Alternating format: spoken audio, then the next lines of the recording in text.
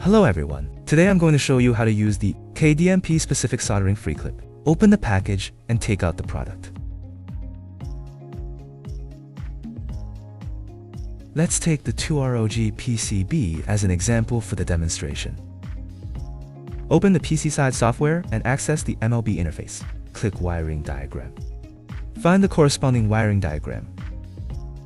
According to the wiring diagram, first, we need to remove the two capacitors marked by the red box and clip it to the corresponding positions marked by the yellow circle and black circle. Now let's show you how it's done. First, clip the clip pins onto the VCC position.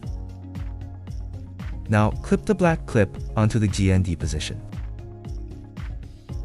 Now plug the wiring harness connector on the clip into the Keydiy. Once the PCB is properly clamped and the wiring harness is connected, place the PCB into the Keydiy induction area. Turn off the picture. Click Collect Original Key Data. Follow the prompts to continue with the operation, and that's it.